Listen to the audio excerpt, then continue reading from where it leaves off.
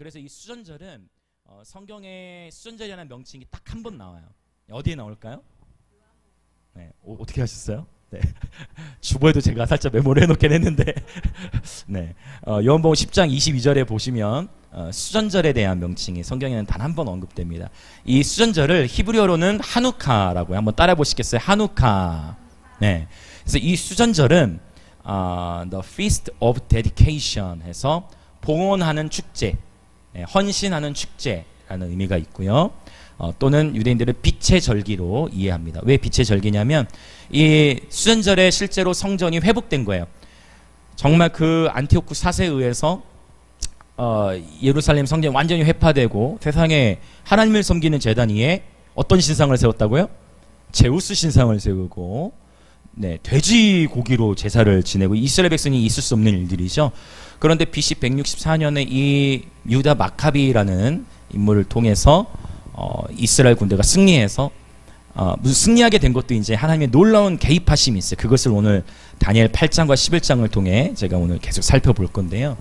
그때 예루살렘 성전을 다시 되찾게 되어지고, 그 성전에 이제 바로 촛대, 바로 불을 켭니다. 그런데 기름이 계속 공급되지 않았지만 8일이라는 기간 동안 계속 그 촛대에 불이 타오르게 되어져요. 그래서 이것을 하누카의 기적이라고 표현을 해요. 8일 동안 그 불이 꺼지지 않은 거예요. 네, 촛대에는 계속 기름이 공급되잖아요. 네. 그래서 마침 우리가 사실 지금 시기적으로 봤을 때도 코로나로 인해서 모든 것이 다 마비되어져 있는데 이 시기 가운데에 우리에게 하나님의 기적이 필요합니다. 맞습니까? 저와 여러분의 개인의 삶, 우리의 가정, 또 우리의 교회 공동체, 우리의 민족, 또 전 세계 가운데에 이 하누카에 나타난 하나님의 영광, 우리는 그 영광을 더욱 사모해야 될 줄 믿습니다. 지금이 딱 유대력으로 바로 하누카 수전절의 기간 안에 있어요. 유대 달력을 보시면 여러분 다 아실 수가 있습니다. 그래서 이제 이 수전절에 대해서 이제 나누기 원하는데요.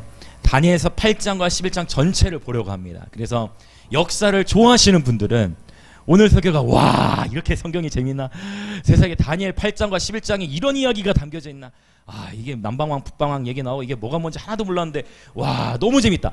역사를 좋아하시는 분들은 오늘 다니엘 8장과 11장이 너무 재밌으실 거예요.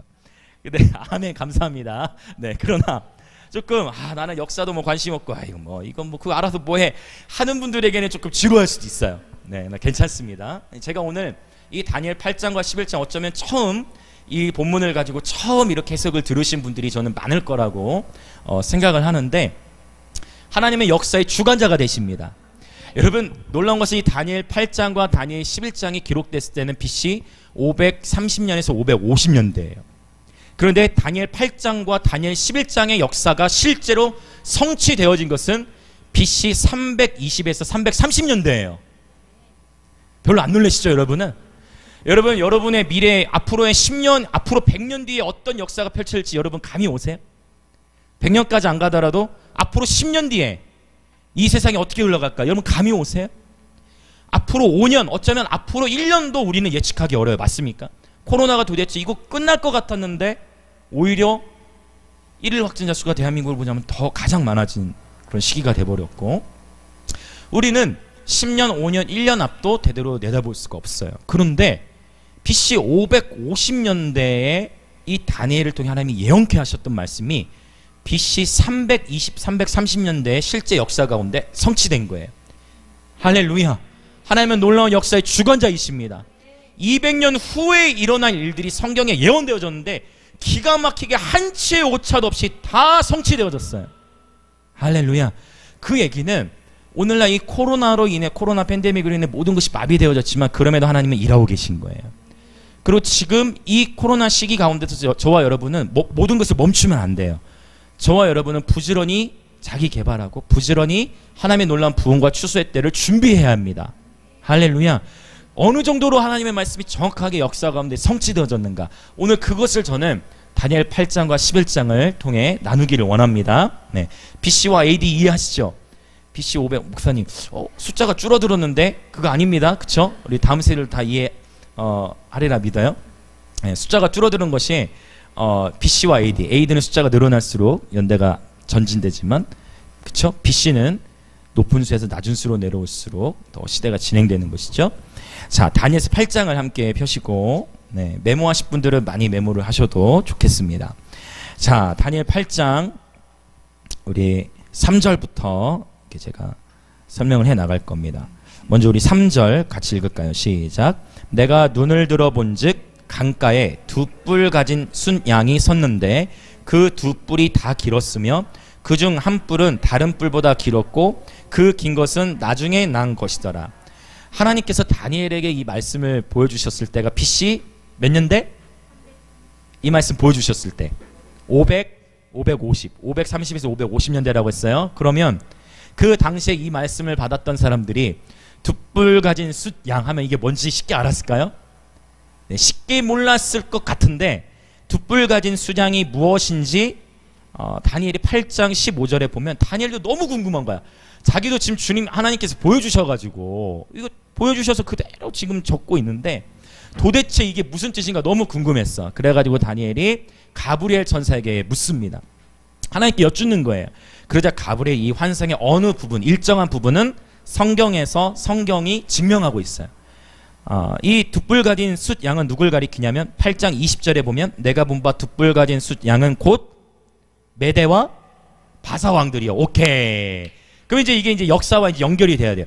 메대와 바사. 여기 성경에서 나오는 바사는 역사적으로 페르시아를 가리킵니다. 네. 메대와 바사예요. 자, 그러면 이 메대와 메디아라고도 하고, 네, 메디아와 페르시아인데 메대와 바사 왕들 두 뿔 가진 숫양은 메대와 페르시아를 가리켜요. 역사적으로 보면 메대와 페르시아 이전에 바벨론 왕국이 있었어요. 바벨론 왕국이 전 세계에 가장 큰 영향을 끼쳤던 때가 있었고 그 위로 거슬러 올라가면 아수르 제국. 아수르 제국이 전 세계적으로 약 500년이라는 시간 동안 전 세계에서 가장 힘이 강력했어요. 근데 아수르 제국도 영원할 줄 알았는데 영원하지 못했어요. 아수르 제국도 결국은 어느 순간 힘이 약해지고 그 다음에 등장한 힘센 제국이 어디냐면 바로 바벨론이었어요. 바벨론은 굉장히 강력한 파워가 있었지만 전 세계적으로 가장 큰 영향을 끼쳤던 기간은 상대적으로 짧아요. 몇 년이었을까요? 혹시 맞습니다. 바벨론은 70년이라는 기간 동안 전 세계적으로 가장 강력한 영향을 끼쳤어요. 바벨론도 영원할 줄 알았거든요. 근데 영원하지 못했어요. 그 다음에 전 세계적으로 가장 영향을 끼쳤던 제국이 어디냐면 이제 메디아와 페르시아예요. 영화 350 보신 분 있어요? 영화 300. 권사님 보셨어요? 그거 뭐 전투 막 이런 건데. 네. 300 보시면 다시 한번 생각보다 별로 보셨어요, 지사님? 역시. 혹시 선생님 아직 네. 이 영화 300의 스토리가 이제 이 페르시아의 크세르크세스. 네, 뭐 죽여도 끝이 없는 막 대군이 밀려오고 로마의 이제 그 300의 용사들 막 무찌르고 싸우는 그런 장면이에요.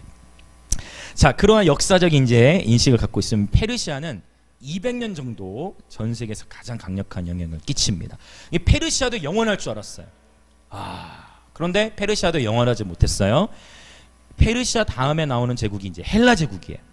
헬라 제국은 약 300년 정도 전 세계에 가장 큰 영향을 끼칩니다. 헬라 다음에 나오는 전 세계를 가장 제패했던 바로 이 제국은 정말로 끝나지 않을 줄 알았어요. 바로 1000년이라는 기간 동안 전 세계에 가장 큰 영향을 끼치죠. 바로 어디일까요? 맞습니다. 여러분 다 대단하십니다. 여기저기서 로마라는 대단한 정말 대단하신 거예요. 로마, 그래서 팍스 로마나라고 하죠. 로마의 평화. 그래서 이 로마가 1000년이라는 시간 동안 전 세계로 강력한 영향력을 끼치게 되어져요. 오늘 이 두 뿔 가진 수장이 어디라고 했죠? 메대와 페르시아를 가리킨다 했어요. 자, 하나님이 얼마나 미리 말씀을 주시고 200년 후에 이 말씀을 어떻게 성취하시는지 여러분 이 말씀 속에서 하나님의 경이로우심이 보여주시길 축복합니다. 역사의 주관자가 되신 하나님을 더욱 신뢰하시길 축복합니다. 아멘, 아멘, 아멘. 그래서 아무리 시대가 혼탁하고 위기 상황이라 할지라도 하나님의 말씀을 붙들고 있는 자들은 안전하고 평안할 수 있습니다. 물론 삶에 치열한 전쟁이 있어요. 치열하죠. 경제적으로도 전쟁이 크죠.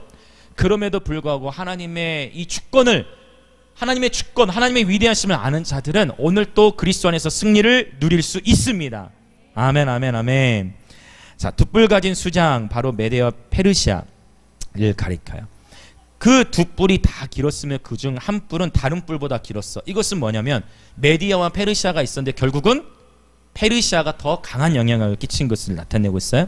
그 긴 것은 나중에 난 것이라. 내가 본즉 그 숫 양이 서쪽과, 서쪽은 여기서 바벨론을 가리키고 북쪽 알미니아, 남쪽은 애굽이에요. 애굽을 가리켜요. 애굽을 향하여 받으나 그것을 당할 짐승이 하나도 없고 그 손에서 구할 자가 없으므로 그것이 원하는 대로 행하고 강하여졌더라. 페르시아가 역시 강했던 시즌 몇백 년 정도? 약 200년 정도 강했다라고 그랬어요. 강하여 갔어요. 5절 내가 생각할 때에, 자 이제 보세요. 한 뭐예요 이제? 수점소가 서쪽에서부터 와서 온 지면에 두루 다니되 땅에 닿지 아니하며 그 염소의 두 눈 사이에는 뭐가요? 현저한 뿔. 뿔은 권세, 권능, 또는 요한계시를 보면 뿔은 다 무엇을 나타냈어요? 왕들을 나타냈죠. 맞죠? 요한계시 17장에 이런 비유들을 보면. 자, 그럼 이제 생각해 보세요. 페르시아가 지고 그 다음에 페르시아보다 강력한 또 영향을 끼쳤던 제국이 어디라고 했죠?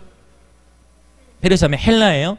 그러면 여기서 나오는 이 수점소는 바로 헬라의 왕을 가리키는 거예요. 헬라 제국. 자, 두 뿔 가진 수장은 메대와 바사, 페르시아입니다. 숫 염소는 헬라를 가리켜요. 근데 그 염소의 두 눈 사이에서 현저한 뿔, 아주 큰 뿔, 아주 탁월한 뿔이 등장했어요. 이 뿔이 누굴 가리킬까요? 역사를 좋아하시는 분들은 아마 캐치할 거예요. 인주이도 역사 좋아하는 줄 아는데, 역사 좋아하는 분들. 여기서 이 뿔은, 현저한 뿔은 알렉산더를 가리켜요. 알렉산더.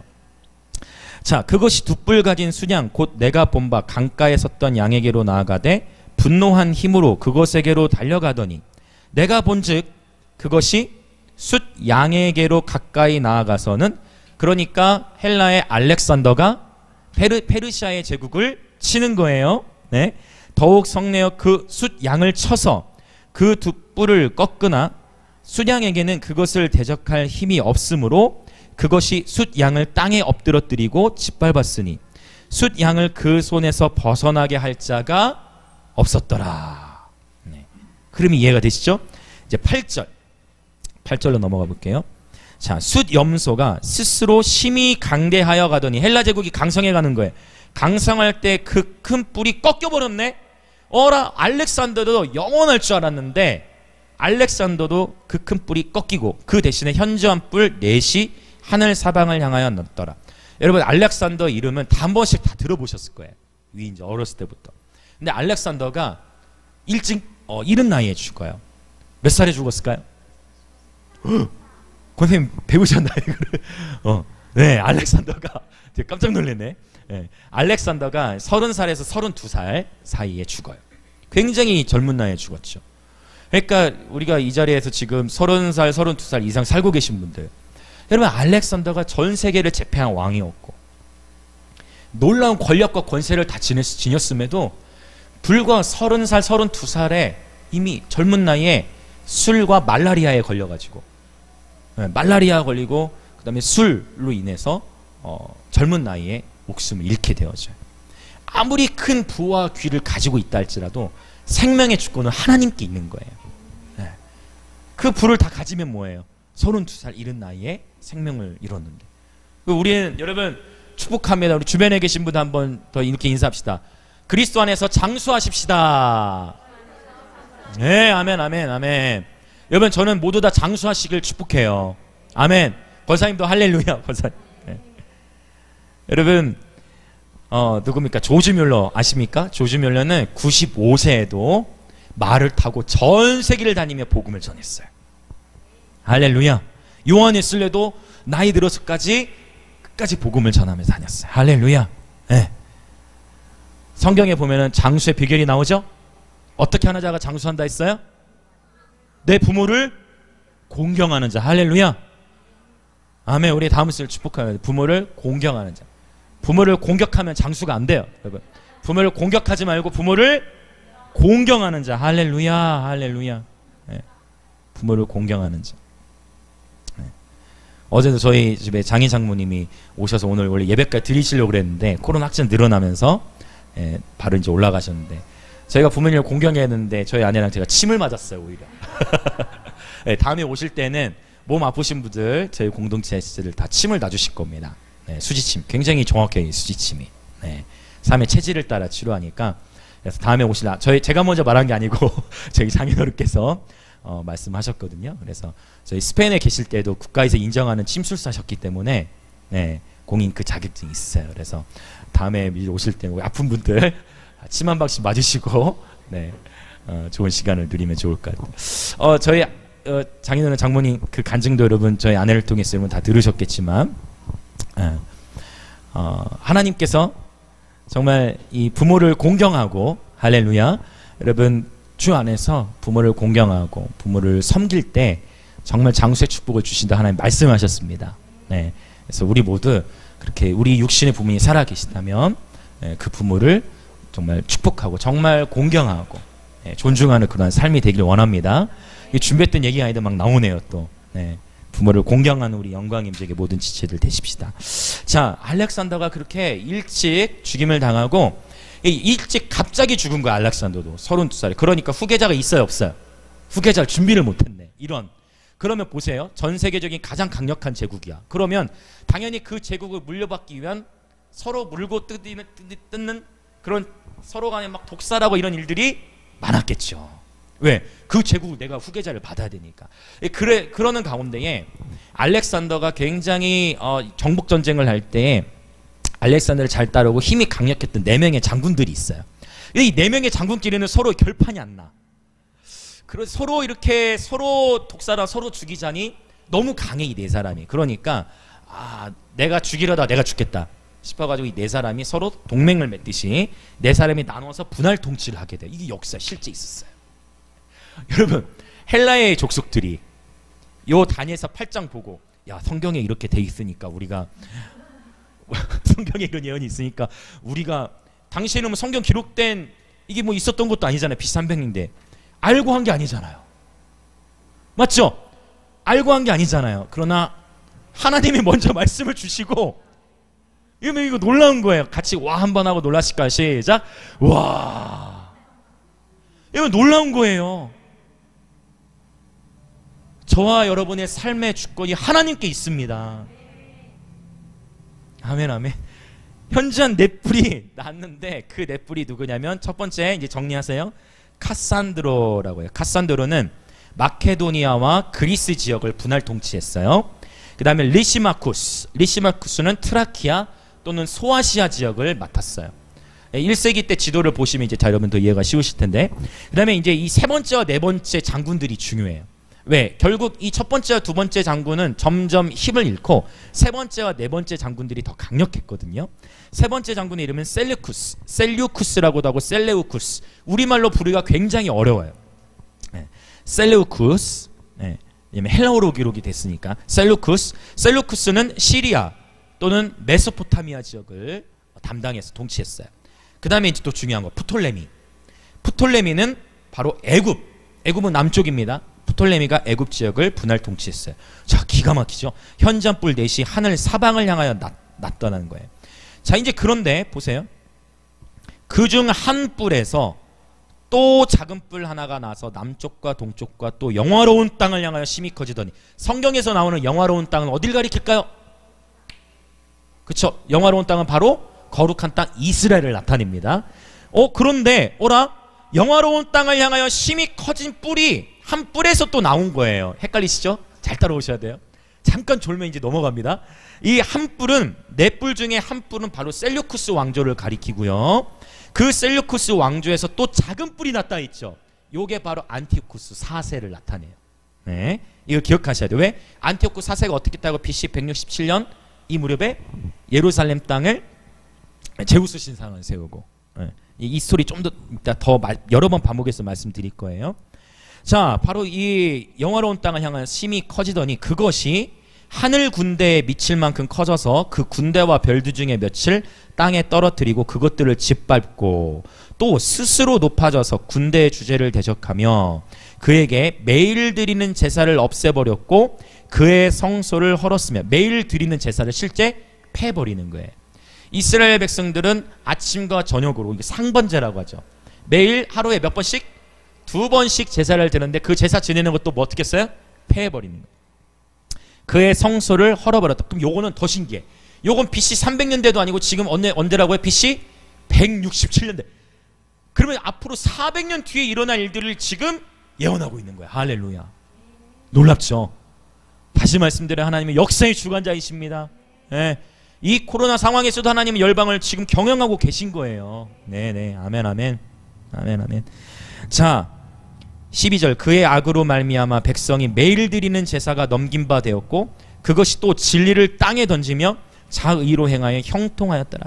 내가 들은즉 한 거룩한 이가 말하더니 다른 거룩한 이가 그 말하는 이에게 묻되 환상에 나타난 바 매일 드리는 제사와 망하게 하는 죄악에 대한 일과 성소와 백성이 내준 바 되며 짓밟힐 일이 어느 때까지 이를꼬 하고 이제 환상 속에서 보는 거예요.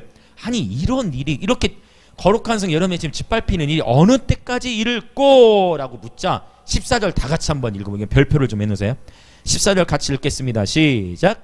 그가 내게 이르되 2300 주야까지니 그때 성소가 정결하게 되리라 하였느니라. 아멘. 2300 주야가 며칠을 가리킬까요? 네. 어떻습니까? 요 2300 주야를 히브리어로 봤을 때에 애매해요. 뭐가 애매하냐? 이 2300 주야가 2302를 가리키는지 아니면 주야는 뭐예요? 낮주 밤야니까 2300 주야가 2300이 그러나 다 메모를 해놓으셔야 돼요. 제가 두 가지를 다 말씀드릴 건데 두 가지로 다 대입해도 역사적으로 성취가 됐어요. 자, 기억하세요. 2300 주야는 2302를 가리킬 수도 있고 또 주 2300 주야라고 했으니까 2300번의 예배, 즉 2300 그러면 2300 주야를 낮과 밤으로 2300을 2로 나누면 며칠로 나눠서 볼 수도 있어요? 1150. 맞아요. 1150. 수학과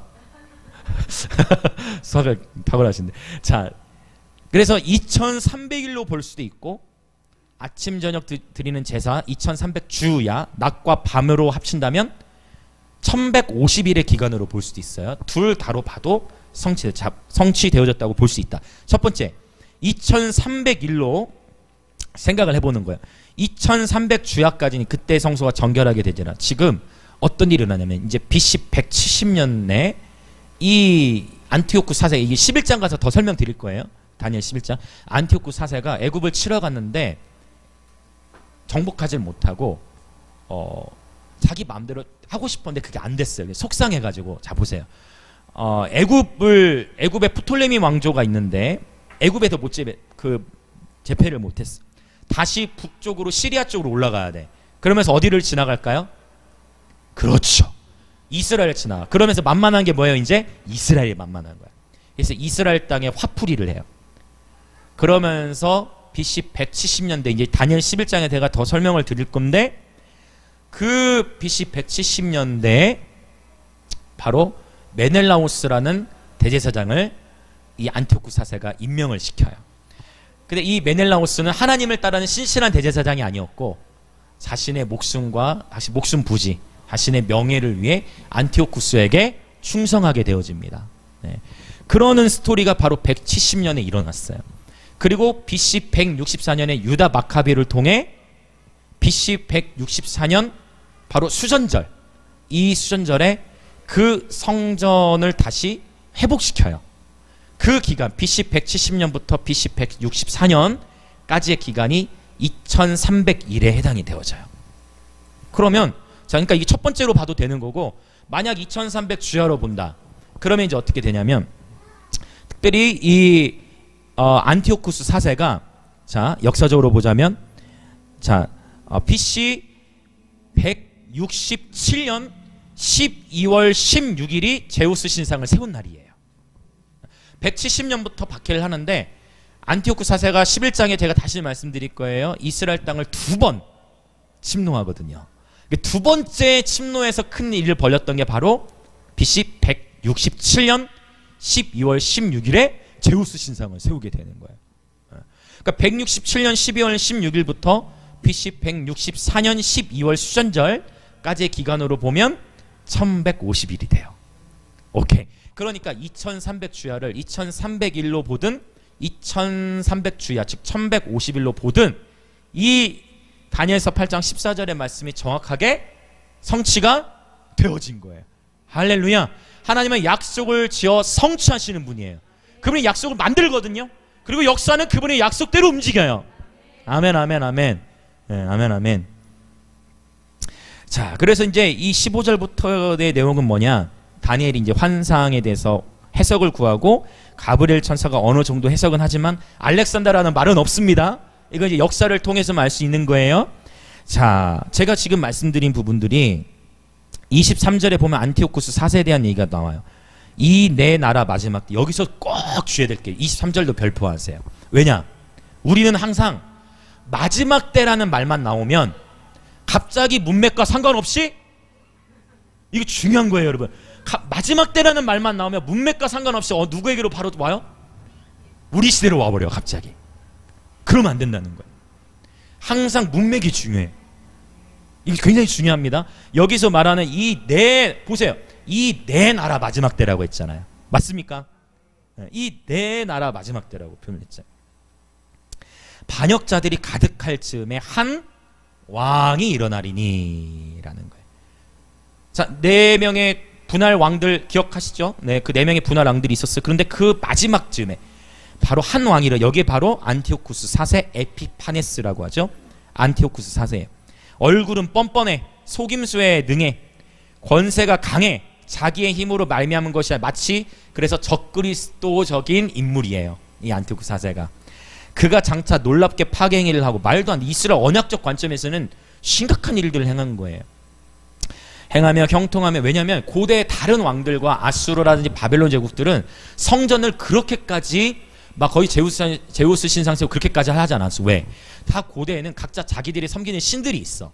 그래서 내가 심지어 지배하는 민족이라 할지라도 그 내가 지배하는 민족의 신들도 나름대로 존중을 해. 소위 우리말로 해코지 할까봐. 오케이, 이해되세요? 저 신이 우리 신을 또 공격하면 어떡하나, 이런 것이 있기 때문에 그렇게까지는 안 하는데, 감히 안티오쿠스 4세는 그런 차원이 아니라 아주 놀랍게 파괴행위를 했다고 이제 성경은 증거하는 거예요. 25절, 그가 꾀를 베풀어 제 손으로 속임수를 행하고 마음에 스스로 큰 채하며 또 평화로운 때에 많은 무리를 명하며 스스로 서서 만왕왕을 대적할 것이나. 그렇죠, 만왕왕을 대적해. 그가 사람의 손으로 말미암지 아니하고 깨지리라. 안티오쿠스 4세는요 163년에 죽는데 미쳐요. 정신병이 걸려가지고 사살을 해요. 그러니까 보세요, 사람의 손으로 말미암지 아니하고, 뭐 독살당한 것도 아니고 전쟁하다 죽은 것도 아니고, 어떻게 죽었다? 미쳤다. 정신병에 걸렸는데 그것도 사살을 해서 죽었다. 이게 최후예요. 이게 이 안티오쿠스 4세. 11장에 가면 이 이야기 더 자세하게 나와요. 여러분, 이게 실제 있었던 일들인 거예요. 그 또 권력을 다 가진 것 같았던 안티오쿠스 4세도 결국은 미쳐가지고 사살해 죽은 거예요. 놀랍죠. 그 정신병에 걸렸음에도 불구하고 회복된 왕이 있어. 성경에 누가 회복됐어요? 기억하세요? 기억하세요? 어디? 바벨론 제국의 느부갓네살 왕은 7년이라는 시간 동안 완전히 미쳤잖아요. 그런데 그가 그 미친 계절 가운데 뭐 했어요? 그 시간이 지나자 여호와의 총명이 돌아와서, 할렐루야, 그리고 그 이방의 왕이 여호와 이름을 찬양하세, 여호와만이 참신이시다, 할렐루야. 이방 왕도 여호와만이 참신이심을 고백해버린 거예요. 네. 놀랍죠. 네. 역사를 알면, 여러분 지금 이 시간이 유익한 시간이 되시길 축복합니다. 네. 역사를 알면 하나님이 얼마나 크시고 지존하신지가 보이는 거예요. 네. 자, 이제 이 11장으로 이제 넘어가 보겠습니다. 11장은 죄송하지만 8장보다 더 복잡해요. 여기 수많은 왕들을 제가 이제 언급할 거예요. 왜냐면 왕 뭐 1세, 2세, 3세 이렇게 나오니까.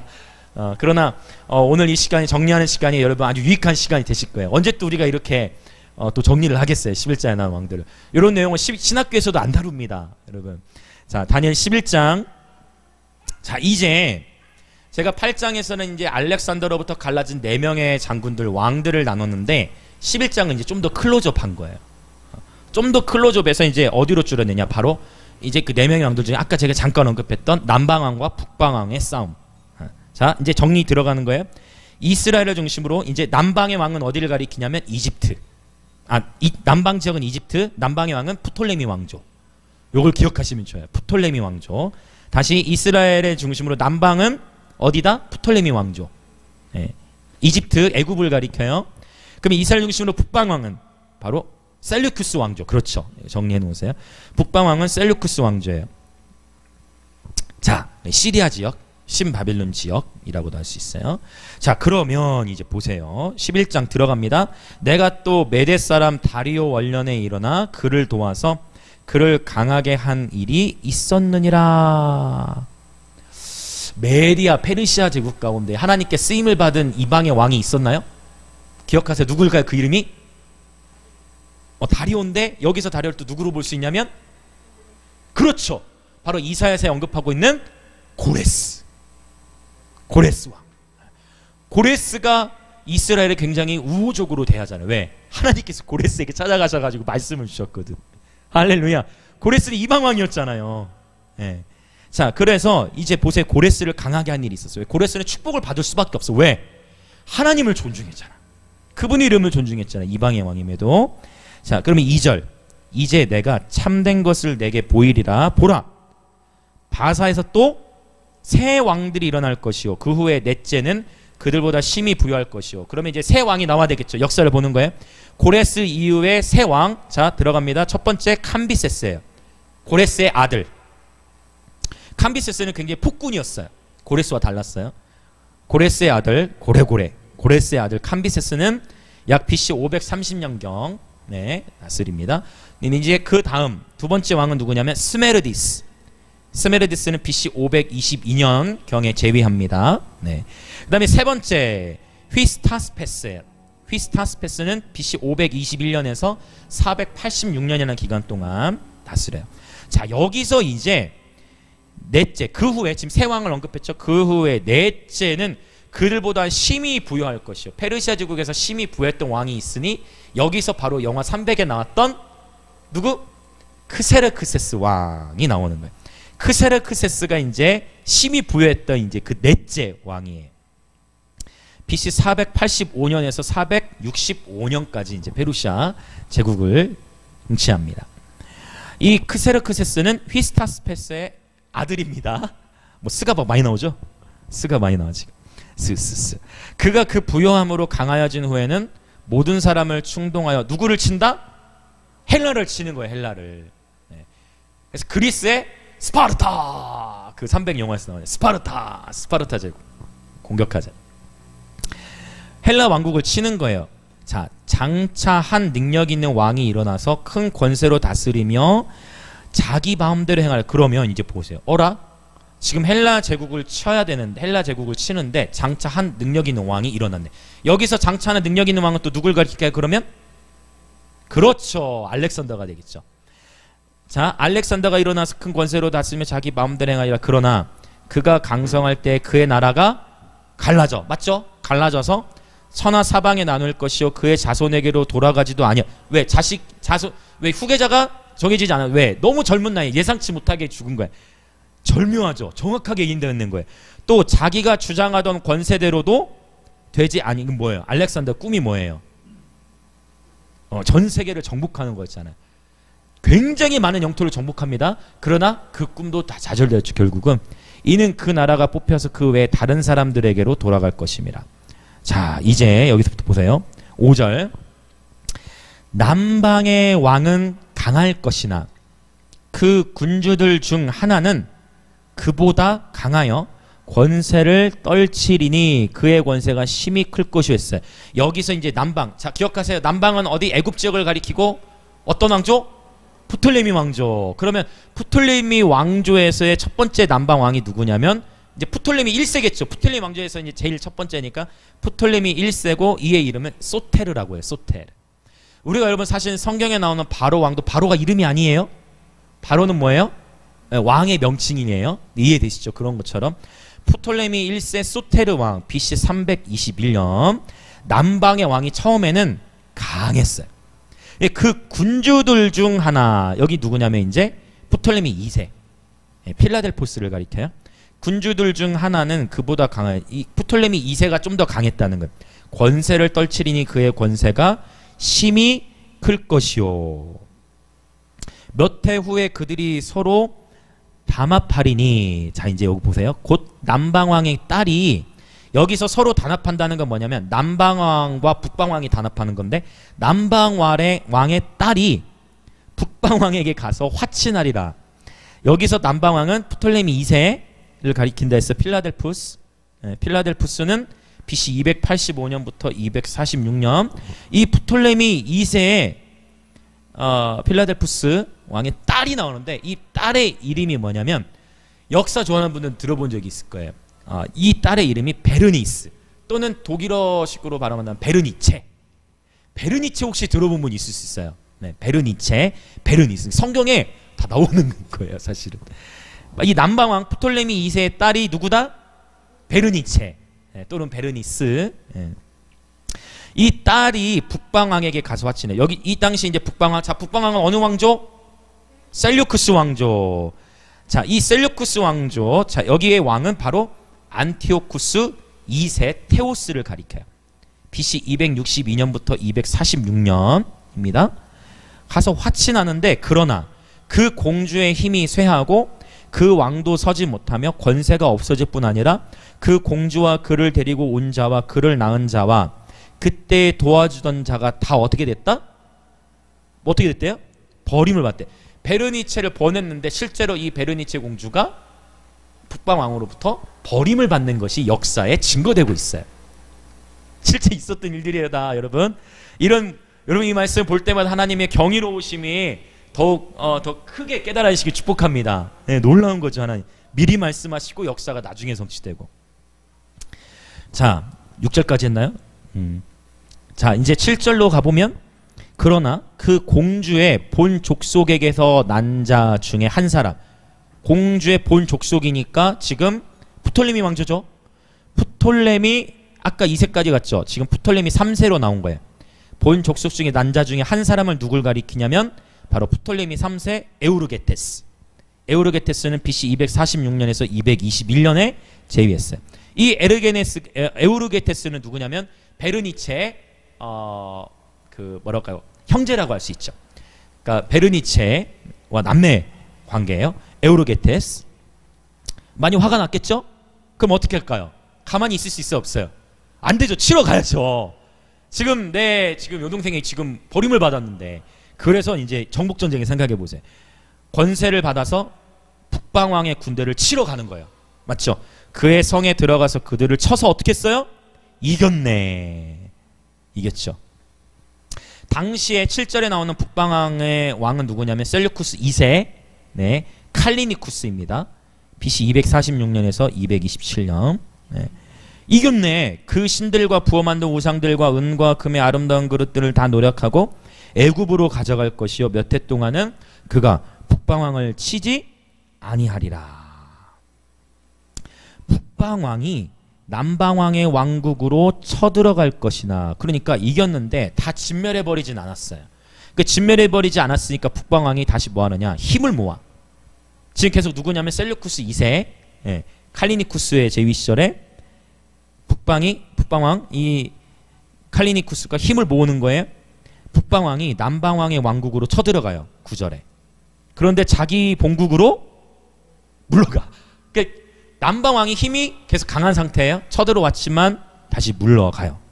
이 셀류쿠스 2세 칼리니쿠스는요, 말에서 떨어져 죽은 것으로 알려져 있어요. 역사에서. 참 이게 죽는 거 보면 굉장히 허망해요, 인생이. 그러니까 여러분, 왕 돼봤자 권력과 명예 다 필요 없어요, 여러분. 하나님이 어느 날 생명 걷어가시면 말에서도 떨어져 죽는 거예요. 모든 생명이 죽고는 하나님께만 있는 것입니다. 얼마나 부질없습니까, 이 권력과 명예가. 자기 본국으로 물러갔어요. 10절. 그러나 그의 아들들이 전쟁을 준비해. 칼리니쿠스가 안 되니까 이제 그의 아들들, 그러면 이제 이 아들들이 나와죠. 아들들이 나왔는데, 전쟁을 준비했던 북방왕의 이제 아들들을 보면 셀류쿠스 3세 케라오노스와 안티오쿠스 3세 대왕을 가리켜요. 이 두 왕을 가리켜요.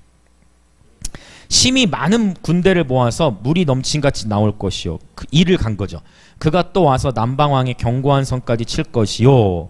11절 남방왕은 크게 노하여 북방왕과 싸울 것이라. 시간이니까 역사가 흘러가잖아요. 이 10절 11절에 나오면서 그러니까 프톨레미 3세 에우르게테스는 북쪽을 좀 봐줬잖아요. 그 사이에 북방왕도 셀루쿠스 2세 칼리니쿠스도 남방에 쳐들어왔지만 이기지 못했고 말에 떨어져 죽었네. 그러고서 자기의 아들들 안티오쿠스 3세 대왕하고 그 다음에 케라오노스가 함께 이제 아들들이 힘을 모아가지고 남방왕을 쳐들어갈 때, 그때 당시에 남쪽의 이제 왕은 바로 프톨레미 4세 필로파토르라고 해요. 필로파토르는 BC 221년부터 204년 이게 10절 11절에 나오는 남방왕입니다. 네. 이 남방왕은 크게 노해서 북방왕과 싸우는데 북방왕이 큰 무리를 일으킬 것이나 그 무리는 그의 손에 넘겨준 바 되리라. 네. 역시 남쪽이 계속 강한 거죠. 그가 큰 무리를 사로잡은 후에 그의 마음이 스스로 높아져서 수만 명을 엎드러 드릴 것이나 그 세력은 더하지 못할 것이요. 북방왕은 북방이 자꾸 패배하는 거예요. 북방왕은 돌아가서 다시 군대를 전보다 더 많이 준비하였다가, 이때 당시에 북방왕, 그러니까 아들들이 아까 전에 그 누굽니까 케라우노스도 있었는데 이제 케라우노스와 이 안티오쿠스 3세 중에 안티오쿠스 3세 대왕이 더 힘이 셌어요. 그래서 북방 왕의 왕위는 안티오쿠스 3세 대왕이 이어받습니다. 이제 전보다 더 많은 군대를 준비해가지고 몇 해 후에 쳐들어옵니다. 또 시간이 흐른 뒤에 쳐들어와요. 그러면서 남쪽에 있는 왕은 왕조가 바뀌어요. 이런 거 여러분 열왕기 상하에 보면은 그런 거 기억하시죠? 북쪽 왕이 쭉 살아가다가 남쪽 왕은 또 왕들이 바뀌고, 남쪽 왕이 또 살아가는 사이에 북쪽 왕은 또 막 바뀌고, 이런 식으로 그렇게 이해하시면 돼요. 남쪽의 왕은 이제 프톨레미 몇 세? 잘 따라오고 계시나?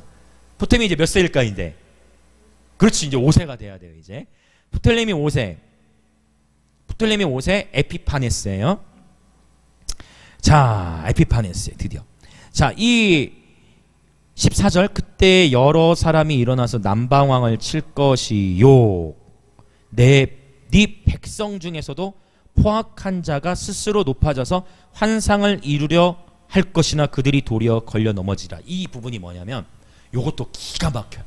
이때는 지금 보세요.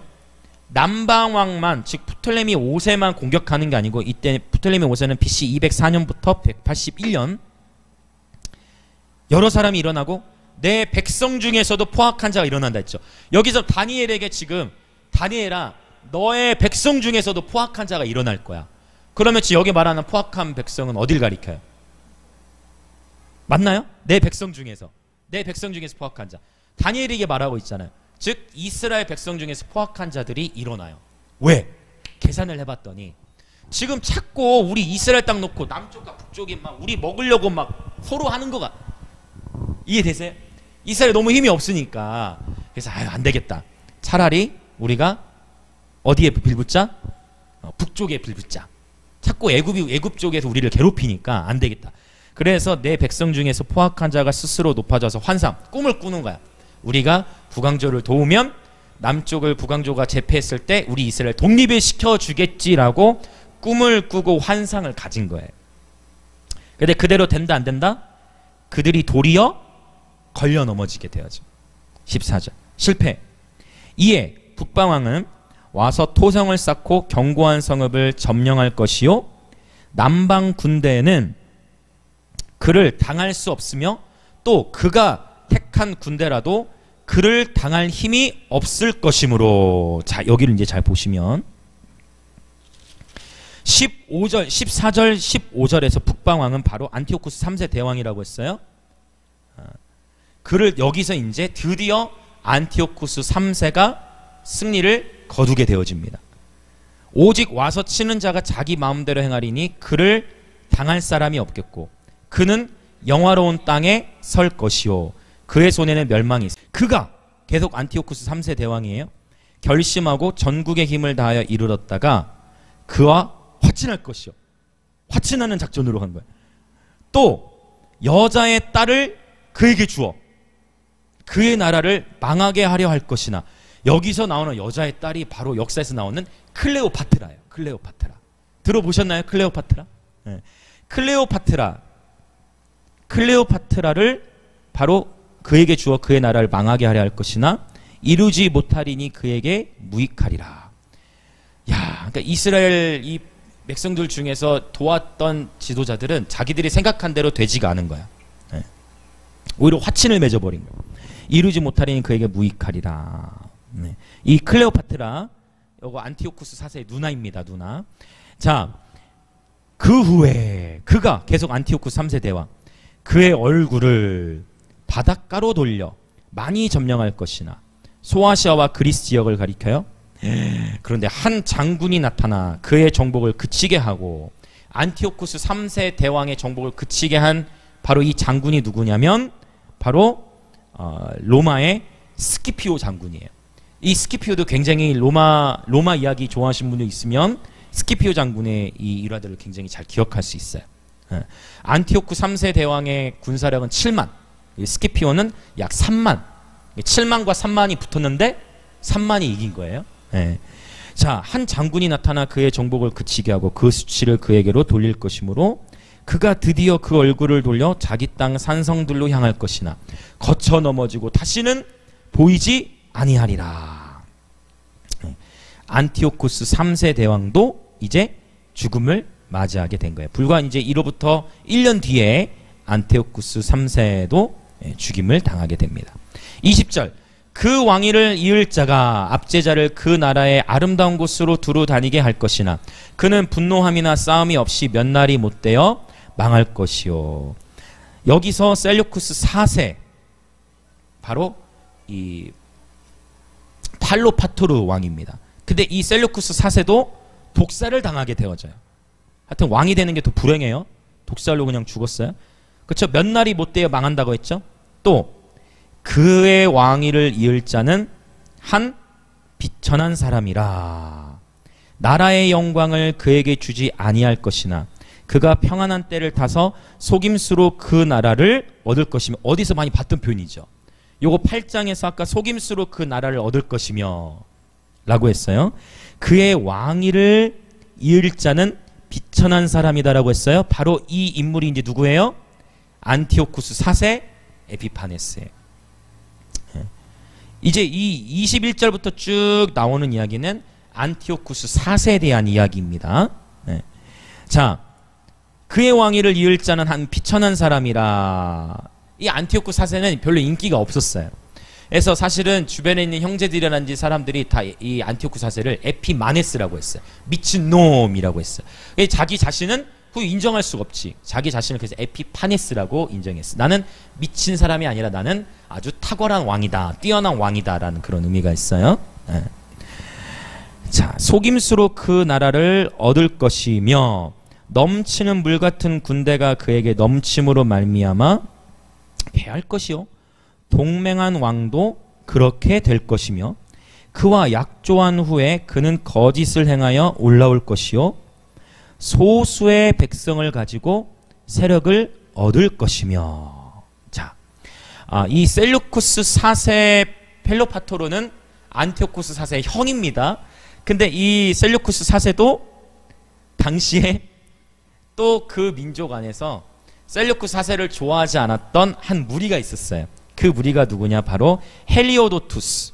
이 헬리오도투스가 이 셀루쿠스 4세를 또 독살시킨 거예요. 그래서 이 독살시킨 가운데 좀 복잡하죠? 여러분 잘 따라오고 계시죠? 네, 죄송합니다. 자, 동맹함 넘치는, 그러니까 그런 상황 가운데, 이렇게 복잡한 상황 가운데에 안티오쿠스 4세가 이제 소수의 백성을 가지고 왕위를 차지하게 되어지는 것, 이것이 역사 가운데서 지금 증명하고 있다는 거예요. 당시에 동맹한 왕이 있었는데 오니아스 3세입니다. 네, 이 오니아스 3세 다른 이방의 왕들과 또 동맹을 맺기도 하였어요. 이 거짓을 행하여 올라올 것이요 소수의 백성을 가지고 세력을 얻을 것이며 그가 평안할 때에 그 지방의 가장 기름진 곳에 들어와서 그의 조상들과 조상들의 조상이 행하지 못하는 것을 행할 것이요 그는 노력하고 탈취한 재물을 무리에게 흩어주며 계략을 세워 얼마 동안 산성들을 칠 것인데 때가 이르기까지 그리하리라. 그가 계속 안티오쿠스 4세 그의 힘을 떨치며 용기를 다하여 큰 군대를 거느리고 남방왕을 칠 것이요. 남방왕도 심히 크고 강한 군대를 거느리고 맞아 싸울 것이나, 이 당시에 이제 남방왕은 프톨레미 이제 6세까지 온 거예요. 프톨레미 6세. 능히 당하지 못하리니. 요 프톨레미 6세. 자, 프톨레미 6세. 자, 능히 당하지 못하리니 이는 그들이 계략을 세워 그를 치민이라. 그의 음식을 먹는 자들이 그를 멸하리니. 이게 뭐냐면 여기서 26절에 그는 프톨레미 6세죠. 네, 필로메트로라고 해요. 그의 음식을 먹는 자들이 그를 멸하니. 그러니까 어떻게 되냐면 신하들이 배신해요. 이것도 기가 막혀. 또 하나님은 말씀하시고서 그 말씀하신 대로 역사에서 기가 막히죠. 자살한 거는 사람의 손에 죽지 아니했다. 자살. 지금 이건 정확해. 그의 음식을 먹는 자들이 그를 멸한대. 그의 신하들이 배신한 거야. 하나님은 기가 막히게 역사를 성취하신 거예요. 와, 여러분 너무 놀랍습니다. 그의 군대가 흩어질 것이요. 프톨레미 6세 필로메트로는 BC 180년에서 146년. 많은 사람이 엎드러져 죽으리라. 자, 이제 보세요. 이 두 왕이 어디 한번 볼까요? 이 두 왕은 지금 현재까지 누구예요? 누가 누구일까? 이 두 왕이 안티오쿠스 4세와 북쪽은 안티오쿠스 4세예요. 남쪽은 그렇죠. 프톨레미 6세. 안티오쿠스 4세와 프톨레미 6세 27절에 이 두 왕이 마음에 서로 해하고자 하여 한 밥상에 앉았을 때에 거짓말을 할 것이라. 일이 형통하지 못하리니 이는 아직 때가 이르지 아니하였으므로 그 일이 이루어지지 아니할 것입니다. 서로 속이고 서로 제패하려고 하는데 서로 속이면서 자신들이 원하는 대로 제패가 되어지지 않아요. 28절 북방왕. 자, 북방왕 누구? 안티오쿠스 4세 에피파네스 안티오쿠스 4세. 북방왕은 많은 재물을 가지고 본국으로 돌아가리니 그는 마음으로, 또 보세요. 이제 여기 중요한 단어 나왔어요. 마음으로 거룩한 언약을 거스르며. 성경에서 말하는 거룩한 언약은 뭐예요? 율법이죠. 모세의 언약을 의미하잖아요. 맞죠? 자기 마음대로 행하고 본토로 돌아갈 것이며 작정된 기한에 그가 다시 나와서 남방에 이를 것이나 이번이 그 전번만 못하리니. 작정된 기한. 하나님의 입장에서 작정된 기한이 있다는 거예요. 이게 뭐냐면 바로 애굽을 두 번째 친 사건이에요. 2차 애굽 원정이라고 해요. 안티오쿠스 4세 BC 168년. 그리고 BC 168년 12월 16일에 어떤 일이 있었다? 그렇죠. 제우스 신상을 그 번제단 위에다가 세웠다고 했어요. 자, 이제 볼까요? 작정된 기한에 그가 다시 와서 남방에 이를 것이나 이번이 그 전번만 못하리라고 했어요. 167년 12월 16일. 자, 이는 왜 또 안 되느냐? 기띔의 배들이 이르러 그를 칠 것임이라 라고 했어요. 요 기띔의 배는 뭐냐면 서방 연안국들의 배예요. 그러니까 그때 이제 방해를 받게 된 거예요. 그를 칠 것임이라. 그가 낙심하고 돌아와. 안티오쿠스 4세가 이제 포기했어. 안 된다. 또 안 됐다. 그럼 이제 화풀이를 또 누구에게 한다? 이스라엘 땅에 화풀이를 하는 거예요. 왜? 애굽은 자기 마음대로 안 됐지만 이스라엘은 뭐 자기 마음대로 휘두를 수가 있지. 그래서 돌아가는 길에 또 역시 거룩한 언약에 분노하고. 자, 거룩한 언약을 잘 보세요. 이거 굉장히 중요해. 거룩한 언약을 어떤 자들을 살핀다? 거룩한 언약을 배반하는 자들을 살펴요. 그러면 배반할 자들을 찾아요. 그래서 군대는 그의 편에 서서 성소 곧 견고한 곳을 더럽히며, 성소를 지금 더럽히는 거예요. 매일 드리는 제사를 폐하며. 요게 기가 막혀요. 멸망하게 하는 가증한 것을 세웠고요. 뭘 세웠다고요? 제우스 신상을 세운 거예요. 여기서 이제 또 멸망하는 가증한 것 하면 무조건 666표 이렇게 가면 안 돼요. 아셨죠? 이게 이제 문맥 안에서 꼭 역사적 인식이 아닙니다. 여기서 멸망에 가증한 것은 어떤 짐승의 표를 의미하는 게 아닙니다. 예. 여기서 말한 멸망에 가증한 걸 세운 게 뭐라고요? 제우스 신상 세운 거라고요. 오히려 더 쉽죠? 오히려 더 안전해요. 네. 제우스 신상을 세운 거예요. 그러면서 그가 또 언약을 배반하고 악행하는 자를 속임수로 타락시킬 것이나. 이때 속임수로 타락시킨다 했죠. 바로 뭐예요? 언약을 배반할 자들을 찾았어. 그게 누구냐면 대제사장 메넬라우스예요. 메넬라우스. 아까 제가 이름 잠깐 언급했지만. 그래서 제사장들 나가면 어떻게 해요? 성전에서 돼지고기를 드리게 하는 거예요. 네. 말도 안 되죠. 언약 백성들에게. 여러분 이거 굉장히 중요한데, 만약 정치적으로 저와 여러분이 신앙생활 하는 데 있어서 하나님 예배하는 것을 못하게 하면 정부의 권위에 순종해야 됩니다 하고 예배를 드리지 않을 수는 없는 거예요. 무슨 말 이해가 되세요? 지킬 거를 지켜야 돼요. 우리는 위에 세운 정치의 모든 위정자들의 권위를 존중하고 지킬 것들을 지켜야 됩니다. 맞습니까? 그러나 그 지킴의 정도가 하나님의 말씀과 반대로 가게 된다면 그곳에는 동의를 하면 안 되는 거예요. 만약 성경에서 말하는 죄가 있는데 그것을 죄라고 설교했을 때 감옥에 가게 된다 하면 그것이 무서워서 설교하지 못하면 안 되는 거죠. 맞죠? 하나님의 말씀 앞에서는 타협이 일어나면 안 되는 거예요. 오늘 역사에서 이 비극이죠. 제사장이 넘어간 거예요. 거룩한 하나님의 성전에서 해서는 안 되는 돼지를 제사로 드리고, 제우스 신상을 하나님이 거룩한 성전에, 그것도 번제단 위에 세워놨다는 것은 하나님의 언약 백성들에게는 너무나 큰 수치인 것이에요. 할렐루야. 우리는 정부의 모든 지침과 방역들을 다 존중해야 돼요. 당연히 따라야 됩니다. 맞죠? 그리고 늘 나라 민족을 위해, 위정자들을 위해 축복하며 기도해야 됩니다. 그럼에도 하나님의 법이 더 우선이에요. 다른 건 모르겠지만 저는 주님 앞에 예배는 드려야 돼요. 다른 건 모르겠지만 다른 건 다 지킬 거 지켜야 됩니다. 다 준수해야 됩니다. 네, 다 지켜야 돼요. 준수해야 돼요. 네, 다 준수해야 됩니다. 식사도 하면 안 됩니다. 맞습니다. 그러나 여러분 예배는 주님 앞에 어떠한 형태로든, 뭐 온라인으로 드려질 수도 있어요. 어떠한 형태로든 하나님 앞에 예배가 드려진 것이 멈춰지면 안 돼요. 네. 그가 또 언약을 배반하고 악행하는 자를 속임수로 타락시킬 것이요. 제사장, 여러분 얼마나 수치스러워요. 이 제사장의 이름은 역사가 기억하고 있잖아요. 메넬라우스라고. 여러분 차라리 순교하는 것이 더 복이 있습니다. 요한계시록 14장에 보면 지금 이후로 죽는 것이 복이 있다라고 표현하고 계세요. 할렐루야. 어떠한 시대적 상황에 어려움이 온다 할지라도 예수 믿는 믿음을 저버리면 안 됩니다. 아멘. 여러분 목에, 저와 여러분 목에 칼을 들이대고 너 예수 믿으면 죽을 거라고 하면 여러분 거절하실 거예요? 나 예수 안 믿는다고 거부하실 거예요? 아니죠? 차라리 나를 내 목을 패라 해야 되는 거 아닙니까? 맞죠? 아멘. 네. 절대 타협이 있을 수 없는 것이죠. 얼마나 안타깝습니까? 속임수로 타락시킬 것이다. 근데 31절 뒷부분에 반전이 일어나요. 우리 31절을 한번, 32절이죠. 32절 같이 힘있게 한번, 이제 거의 다 왔습니다. 35절까지만 하고 이제 기도할 거예요.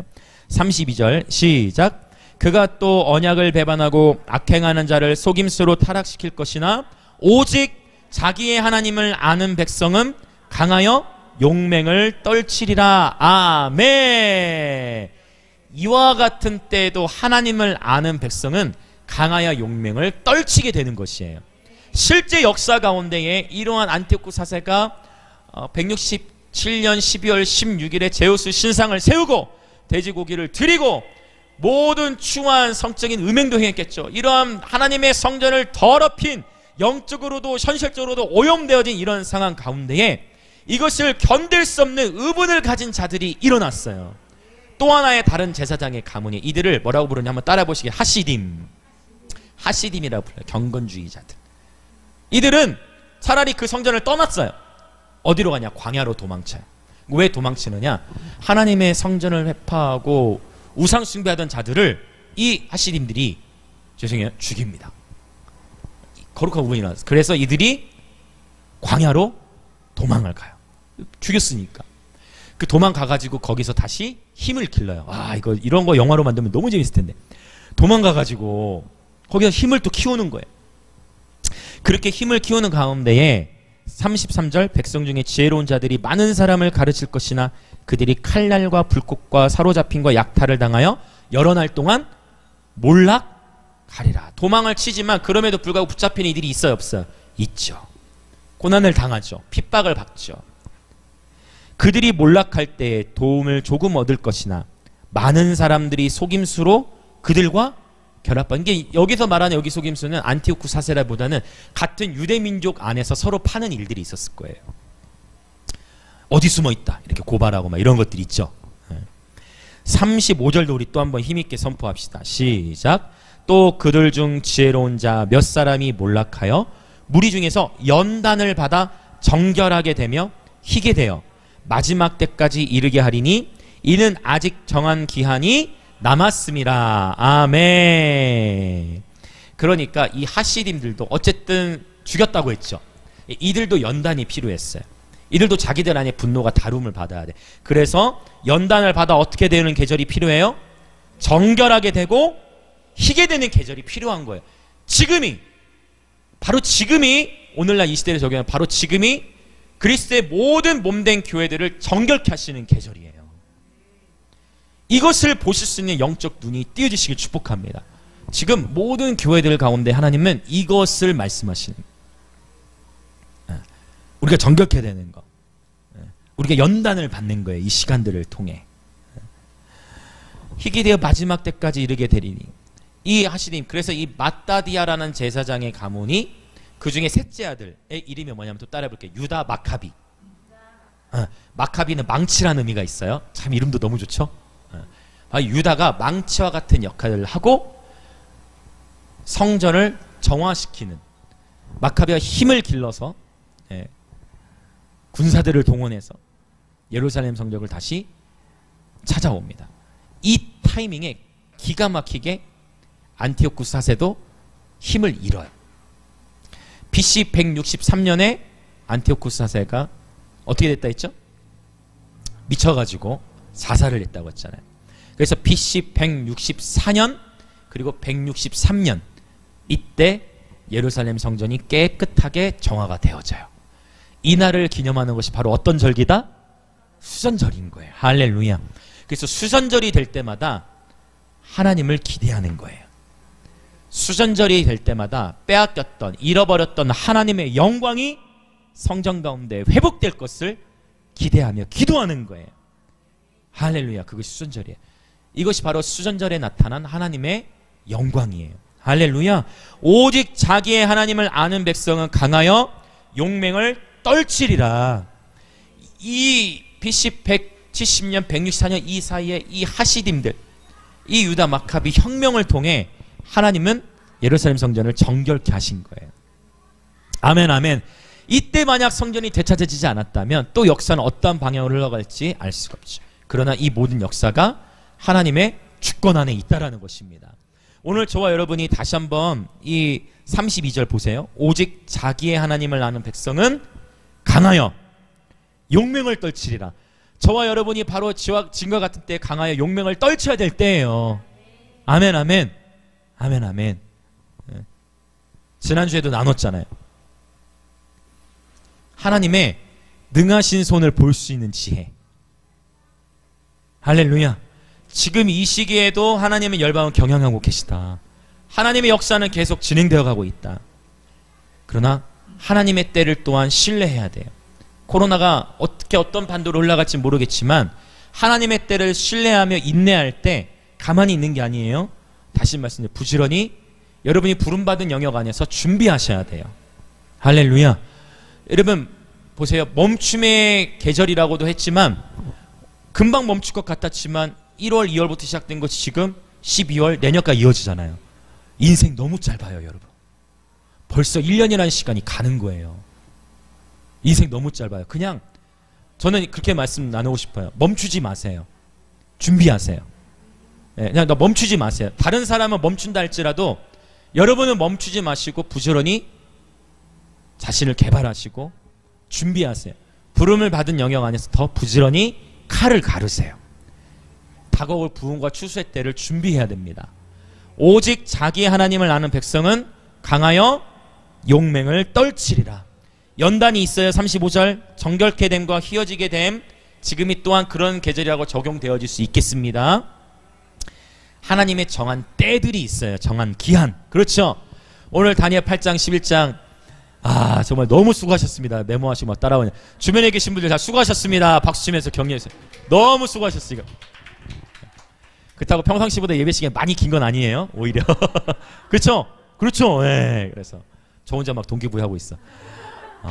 여러분, 저는 오늘 이 다니엘 8장 11장 제가 어제 이거를 다시 한번 이제 물론 저는 정리해 놓은 걸 다시 한번 본 거지만 여러분, 하나님의 말씀을 대하실 때마다 전율이 오시길 축복합니다. 어떻게 몇백 년 전에 하나님 다 기록하신 것을 그것도 고대 한치의 오차도 없이 이 언약을 다 성취해 가시는 거예요. 역사서가 아니라 예언서예요. 역사서는 역사가 일어나면 그 일을 기록하지만 하나님은 말씀하시고 그 말씀대로 역사를 이루어 가시는 거예요. 그렇다면 하나님께서 사도행전 3장에 만물이 회복할 때가 있다라는 것은 반드시 만물의 회복이 오고 있는 거예요. 마태복음 28장에 말씀하신 나라들이 제자화될 것이다 라고 말씀하셨으면 반드시 나라들이 제자화될 때가 오는 거예요. 그러면 누가 제자를 제자화시켜요? 누가 나라들을 제자화할 수 있어요? 누가? 저와 여러분이 전해야죠. 맞습니까? 저와 여러분이 가서 전해야죠. 우리가 참 신기하게도 감비아를 후원하고 있지만 저는 계속 소망하고 기도해요. 감비아에 대학교가 몇 개 있다고 했어요? 감비아 나라에 대학교가 하나 있어요. 선교사님의 얘기가 되어졌어. 그 대학교에서 컨퍼런스를 열자. 복음 전도대회를 열자. 할렐루야. 나라가 제자화되는 일이 가능하겠구나. 부르심을 받은 일에 합당하게 그냥 준비하는 거예요. 맞죠? 할렐루야. 또 이스라엘이 회복될 것이다 하는 말씀하셨어요. 그러면 그 일대로 되는 거예요. 할렐루야. 환경에 매이지 마십시오. 환경에 매이지 마십시오. 어떠한 경우에도 예수 믿는 믿음을 저버려서는 안 됩니다. 끝까지 하나님 말씀 붙들고 여러분 전진하십시오. 부지런히 자신의 부름받은 영역 안에서 준비해야 됩니다. 시간 함께 기도하겠습니다. 오늘 이 8장과 11장을 통해 하나님의 이 놀라운 역사의 주관자가 되신 하나님, 그렇다면 역사의 주관자시다면 지금 이 시대에 일어나고 있는 일들 하나님의 허락하심 없이는 일어나지 않는 거예요. 그러니까 여러분 마스크도 잘 쓰시고 손 세척도 잘 하시고 면역력도 키우시고 당연히 해야 됩니다. 그러나 하나님의 주권을 신뢰하십시오. 온 우주 만물 역사의 주관자이신 하나님이 저와 여러분의 삶도 돌보고 계십니다. 아멘 아멘. 지금은 여호와께로 돌아갈 때, 하나님을 더욱 경외해야 될 때, 창조주 하나님을 기억해야 될 때예요. 놀라운 부흥의 때가 다가오고 있어요. 놀라운 추수의 때가 다가오고 있습니다. 수전절에 임했던 하나님의 영광이 오늘 동일하게 2020년 12월 13일 하나님의 때로 수전절을 통과하고 있는 이때에 하나님, 우리의 가정, 여러분 사실 경제적으로도 다 타격들이 다 있으실 거예요. 다들 어려움의 시즌들 다 통과하고 계실 거예요. 공부하기도 쉽지 않고, 왜? 다 온라인이니까.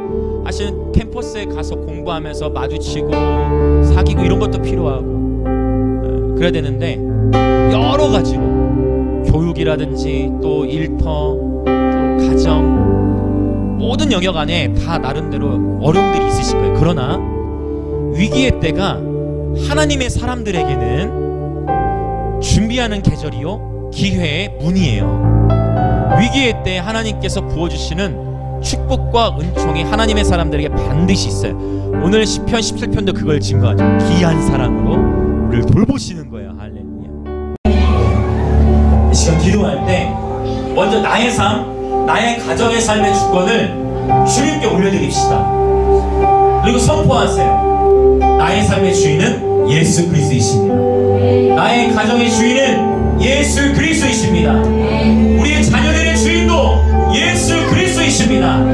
주께서 행하시는 거예요. 이 시간 주여 외치고 같이 선포하며 기도합니다. 주여! 하나님을 신뢰하며 고백해드리십시오. 코로나로 인해 모든 것이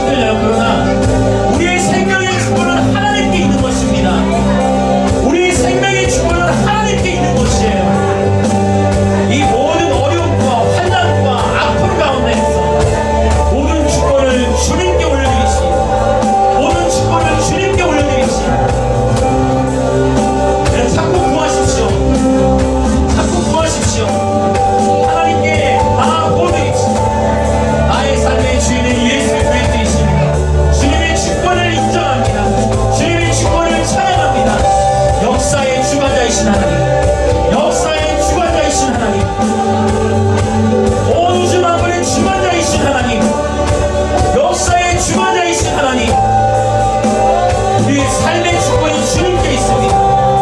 우리 가정의 주권이 주님께 있습니다. 여러분 특별히 가정을 주님께 올려드리십시오. 여러분이 가정을 주님께 올려드리십시오. 주님께서 보호하십니다. 주님께 맡겨드릴 때 주님께서 우리의 가정을 책임지세요. 주님께 우리의 가정을 맡겨드릴 때 주님께서 우리의 가정을 책임져 주십니다.